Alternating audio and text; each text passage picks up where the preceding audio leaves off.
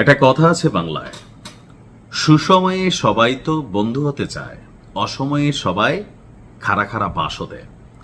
আওয়ামী লীগ সরকারের সময় বাংলাদেশের সাথে চীনের যে অভূতপূর্ব একটা সম্পর্কের জায়গা তৈরি হয়েছে, বিশেষ করে পদ্মা সেতু, এরকম অনেক মেগা কনস্ট্রাকশন চীনের কিন্তু বাংলাদেশ থেকে তারা নেওয়ার সুযোগ হয়েছে। এছাড়াও বিভিন্নভাবে চীন বাংলাদেশের মধ্যে একটা বন্ধুত্বের সম্পর্ক তৈরি হয়েছিল। আর এটা নিয়ে ভারতের সাথে প্রায় শেখ হাসিনা বা আওয়ামী লীগ সরকারের একটা টানাপোড়েন কিন্তু থাকতো। আপনাদের খেয়াল থাকার কথা, ভারতের দিকে একটু বেশি ঝুঁকলে চীন রাগ করতো, আবার চীনের দিকে একটু বেশি ঝুঁকলে ভারত রাগ করতো। এই মাঝখানে বসে একটা খেলা কিন্তু আওয়ামী লীগকে খেলতে হয়েছে। এখন আওয়ামী লীগ সরকার ক্ষমতায় নেই, আওয়ামী লীগ সরকারকে এমন এক বাস দিছে চীন, যেই তথ্য উপাত্ত দেখা আমাদেরও আশ্চর্য লাগতেছে যে কেন এতদিন চীন তারা এই বিষয়গুলোকে প্রকাশ করে নাই। এখন কি আসলে অন্য কোন উদ্দেশ্য চীনের, নাকি ঘটনা সত্য?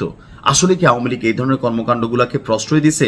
আসুন দেখি। তবে শেখ হাসিনার একটা কথাকে অনেকে কোরআন কোট বলেন যে ভারতকে যা দিছি তারা মনে রাখতে হবে।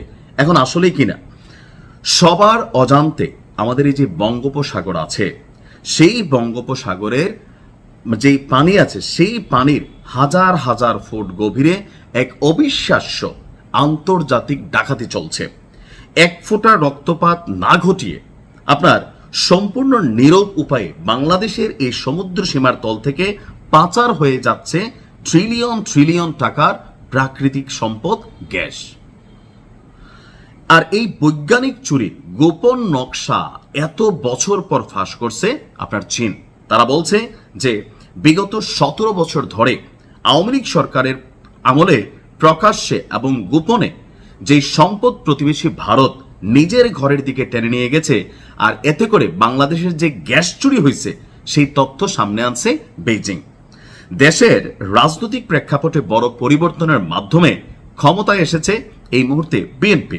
আর ঠিক সেই সময় আপনার এই যে একটা প্রতিবেদন চীনের, এটা তোলপাড় পাকায় দিচ্ছে।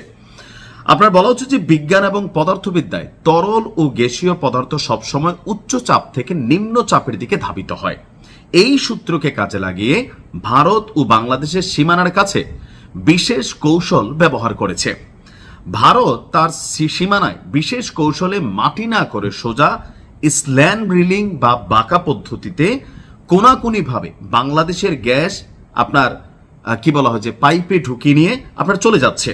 সেখান থেকে গ্যাস বের করায় বাংলাদেশের মাটির নিচে চাপ সৃষ্টি হচ্ছে। এতে করে প্রাকৃতিক নিয়মে বাংলাদেশের অন্য প্রান্তের প্রাকৃতিক গ্যাস আপনার এই ভারতের যে সেট আপ করা ফাইবারের যেই গ্যাসের কি বলা হয় যে ধরেন পাইপ, সেটার দিকেই ধাবিত হচ্ছে। অতি মূল্যবান এই প্রাকৃতিক সম্পদ বাংলাদেশের হলেও ভারতের আধুনিক বিজ্ঞানের যে খেলা, সেই কারণে আপনার প্রায় পুরোপুরিটাই চলে যাচ্ছে ভারতের কাছে। আপনার 1990 সালে সাদ্দাম হোসেনের ইরাক কুয়েত আক্রমণ করেছিল, খেয়াল আছে নিশ্চয়ই, ইরাক কুয়েতকে আক্রমণ করেছিল।